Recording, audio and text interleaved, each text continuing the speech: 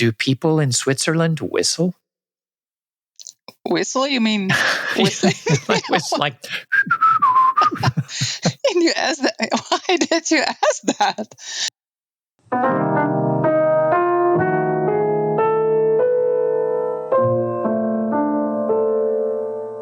Hello, this is Joseph Shaules. Welcome to the Deep Culture Podcast, where we explore culture and the science of mind. I am here in Tokyo, where the weather is heating up, and I'm speaking today with Yvonne Vanderpool. How are you, Yvonne? Hi, Joseph. Wonderful to be here again. I'm fine, and the weather is not only heating up on your side, also here in the Netherlands, where I'm based. It's quite warm today.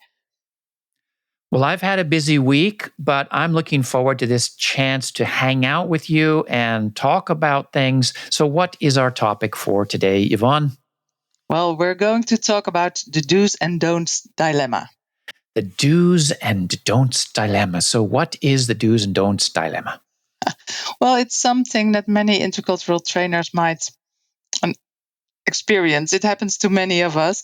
It's a request for a training that focuses on cultural etiquette or do's and don'ts. And then a client, for instance, comes to me and says, well, my team is going to be working in Tanzania, so I would like to give them a training. Just the basics, what they need to hit the ground running.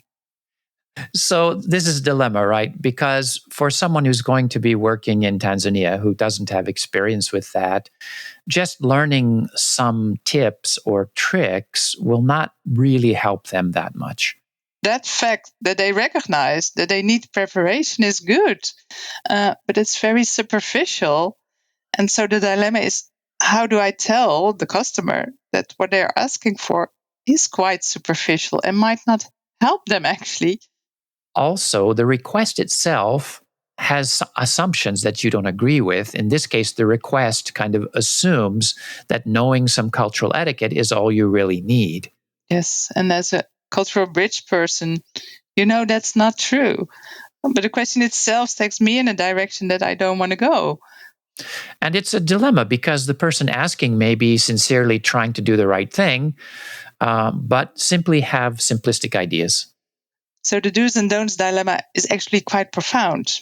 We also found this problem in everyday life when someone says something rather naive about cultural difference. So in the end, the do's and don'ts dilemma is about this question. How do you go from a more surface understanding of culture to a deeper understanding? And that brings us to part 1. Do they whistle in Switzerland?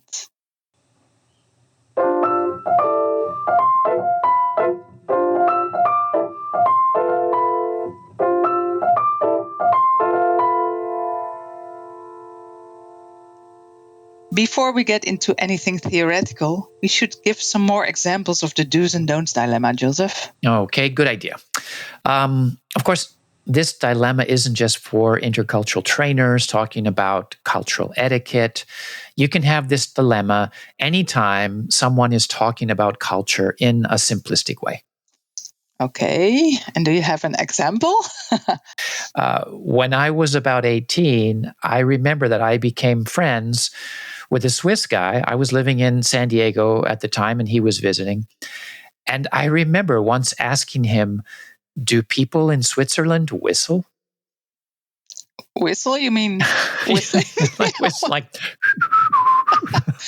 And you asked that. Why did you ask that? I was thinking, well, this guy is pretty serious. Maybe Swiss people are pretty serious. He should loosen up a little bit. And somehow I thought that whistling is something that easygoing people do. So I guessed that if he told me that people in Switzerland don't whistle, that I could confirm that Swiss people are serious. It's interesting how it worked. It's an impossible question. Yeah. He just shook his head and looked at me like I was crazy. Oh, wow. Understandable. You meant well, but you had a really naive understanding of cultural difference. Do you have any other examples? Well, someone once said to me, hey, Joseph, you've been to a lot of foreign places, and I've been thinking about doing some foreign travel, so I was wondering, where is good? Wow. Where is good? Where is good? Like there's our country and then there are foreign places. And if I'm going to go to one of those foreign places, where is good to go? What do you say? It's a very simple mental category that this person is using. It's, home or here and then foreign. So, Yvonne, do you have any examples? Well, the most frequently asked question to me is everyone in Amsterdam smoking marijuana? So there's quite a negative assumption built in there. And it also occurs to me that you get very difficult questions when you come back from a trip. For example, someone will say, "Oh, so how was China?" Like as though you can answer about China or about the Chinese experience there in a sentence or something. So the point we need to ask is, why do some people have such simple or stereotypical attitudes about cultural difference? And this is something that we have talked about on this podcast before, in particular in the Bias is Not Bias episode. In that episode, we talked about how the human mind is biased by nature. Yes, we naturally jump to conclusions, we take mental shortcuts, we simplify complex problems, and we're biased in favor of those that are similar to us. And we easily overlook diversity in outgroups. So, in that sense, having stereotypical or simplistic attitudes towards cultural difference is natural. Of course, the fact that it's natural doesn't mean that it's good, but we shouldn't be surprised. I mean, if anything, having an intercultural perspective is unnatural. It's not kind of the default setting of the human mind. We need to be able to explain the difference between a shallow or surface cultural understanding and deeper cultural understanding. Well, one thing that helped me with that was the idea of differentiation. So people who have very limited experience with cultural differences have very simple categories in their mind that they are using to differentiate. Going back to the Netherlands again, if you've never been there and only have an image of windmills, tulips, wooden shoes, marijuana, exactly, but that's the image that will come to mind when you hear about Holland or the Netherlands. They cannot really differentiate much because they have so little experience. They don't know even where to map it in the Europe map. Your mental categories to think about a country are simplistic. Just like my question about whistling in Switzerland, and we have all had the experience of asking naive questions because we don't know something about a topic. Right, so that's the case. And it reminds us that the do's and don'ts dilemma is natural. It's often a reflection of a shallow level of cultural understanding. The question then becomes, what's the difference between surface and deep understanding? And that brings us to part 2, more than kissing, bowing, and shaking hands.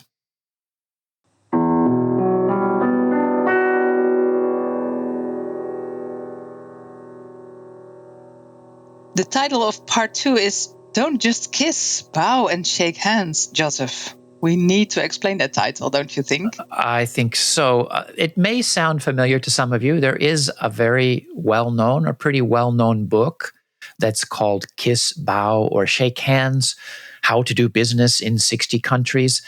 It's a guide to cultural customs around the world.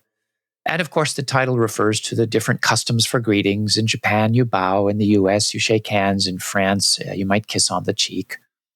Well, actually, I don't have a copy of that book, but I know it has cultural tips and tricks, things to remember if you're going to be doing business in a foreign country. And it's really well done. But culture and cultural difference cannot be explained with information or by giving rules. Okay, but maybe some other listeners are thinking, well, what's wrong with cultural tips and tricks? We need to know that stuff, right? Well, certainly, if you're going to a foreign country, you want to know some basic courtesies. You should know that in some countries, the left hand is considered unclean. Or if you're visiting Thailand, you should avoid sitting with your feet pointing at the altar of a temple. Yes, it's good to know those things. So do's and don'ts can be useful, But talking about culture in terms of rules, in terms of behavior that you should or shouldn't do, you won't get very far, huh? Well, for example, one common piece of advice that people going to Japan get is, well, in Japan, present your business card with both hands. I've heard that often. Is that a good advice, Joseph? Well, it's good advice as far as it goes, but it actually doesn't go very far. First of all, it's only useful to you in situations where you exchange business cards. And visitors to Japan spend only 0.0000078% of their time exchanging business cards. That's an interesting percentage. Where does it come from? I made it up. It's what, a Joseph. You made it up? Are you serious? The Joseph Made It Up Institute. But what the point is that we spend very little time in Japan exchanging business cards. And so this kind of advice doesn't actually help you in most situations.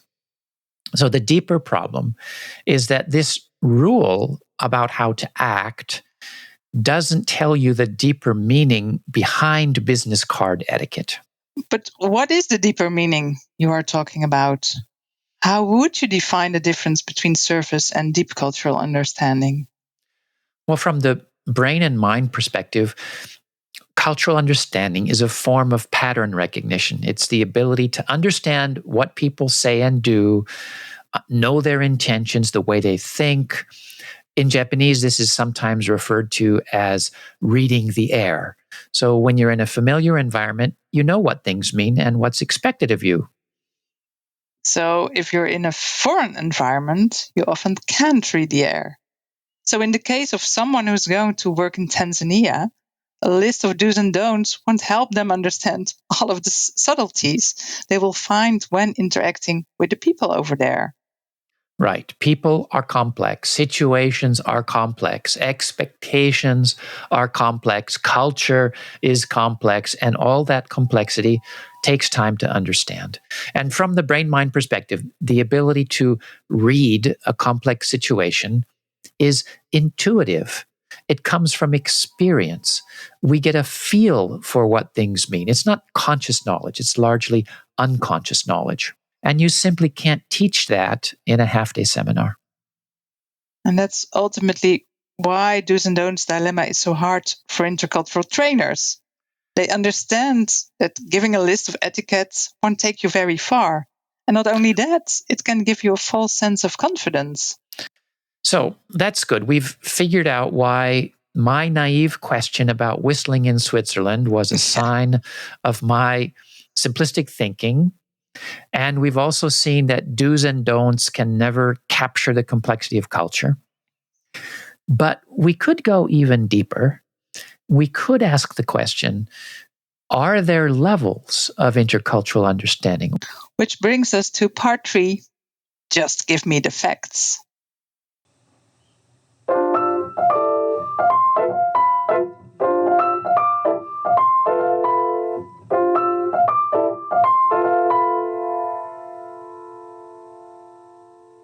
So here's the funny thing. We've asked this very difficult sounding question. Are there levels of intercultural understanding? Yes, and there are certainly lots of terms floating around, like intercultural awareness, cultural intelligence, intercultural sensitivity, critical awareness, interculturality, you name it. And there are models such as the developmental model of intercultural sensitivity, the DMIS. To be honest, just thinking about all these models and words, I find all of these terms hard to tell apart. I think that the listeners of this podcast, they already understand different levels of intercultural understanding, even if they aren't familiar with any of that terminology. I see where we're going with this. Because after all, we were just saying that intercultural understanding is intuitive. It's something we have a feel for.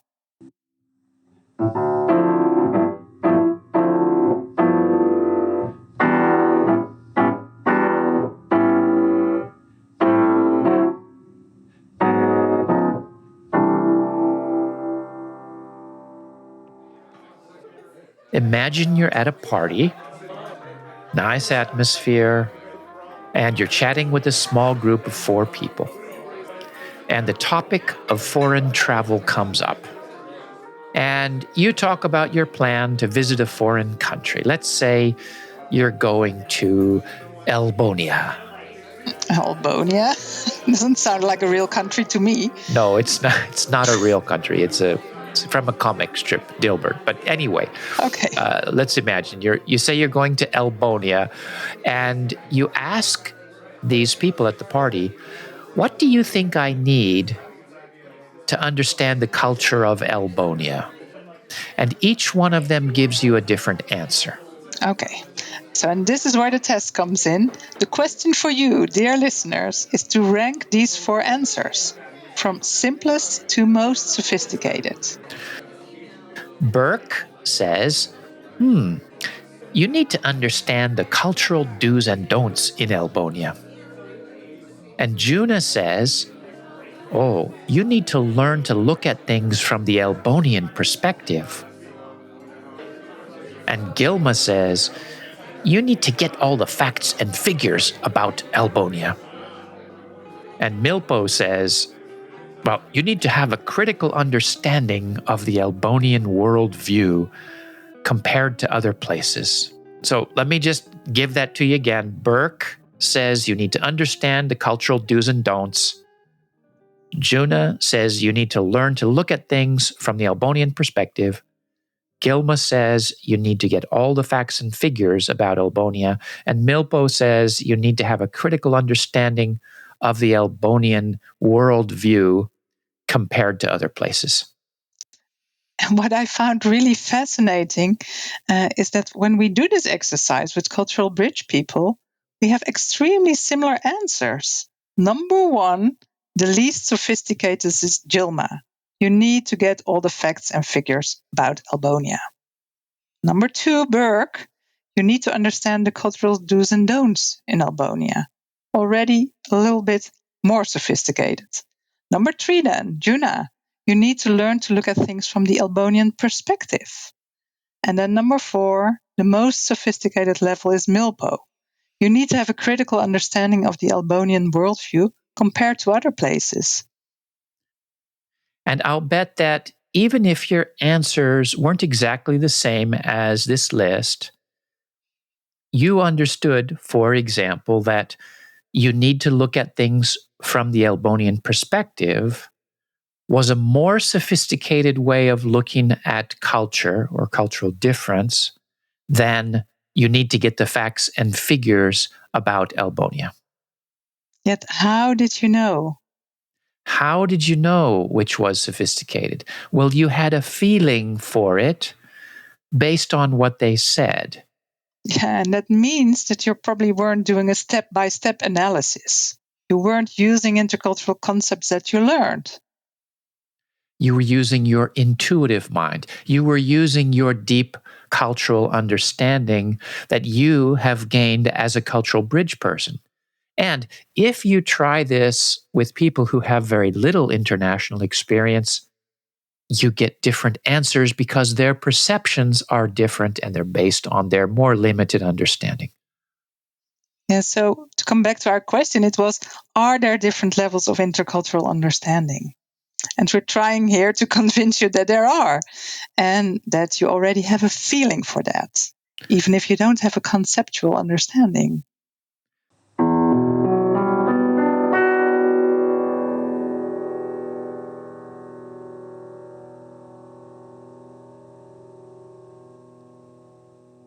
So, what are these levels that we're talking about? I mean, there are different models that you can use to understand levels of intercultural understanding.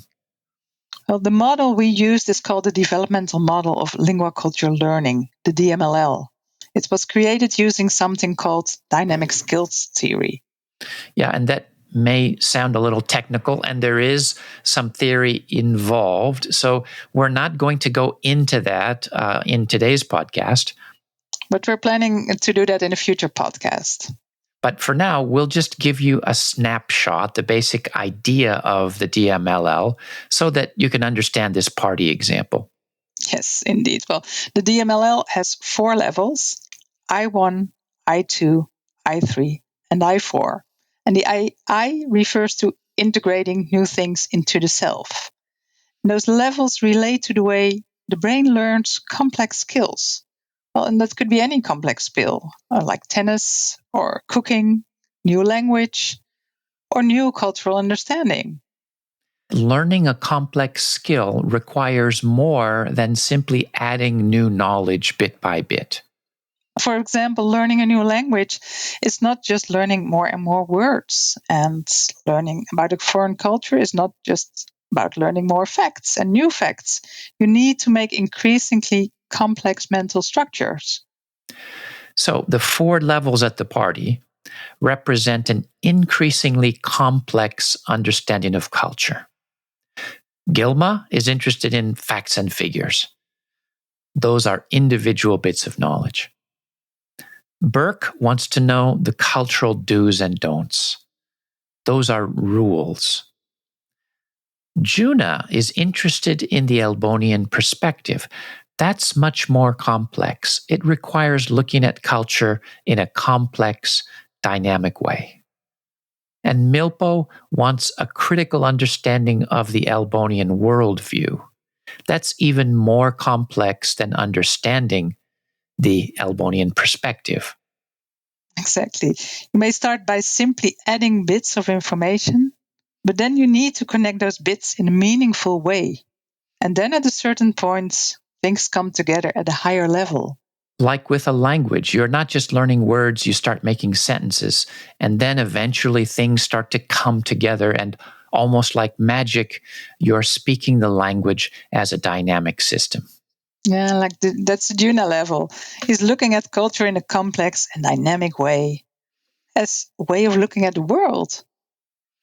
And finally, the 4th level is a meta level of understanding, when the language speaker becomes the language teacher, or when you understand culture not just from a new perspective, but from multiple perspectives.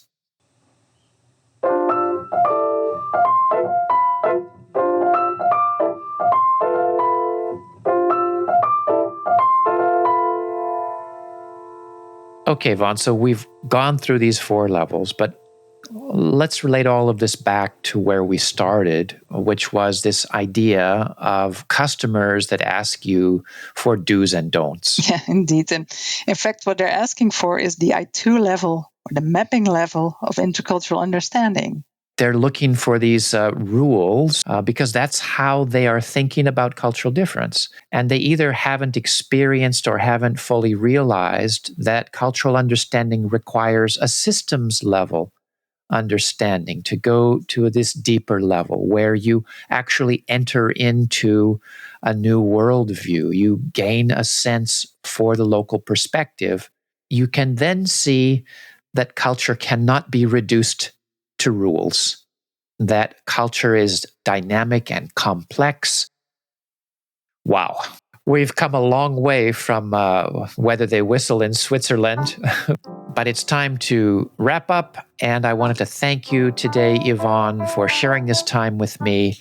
It was a joy to be here, and thank you all listeners to be with us and also do the exercise with us. I'm sure you did. Yeah, that was fun too.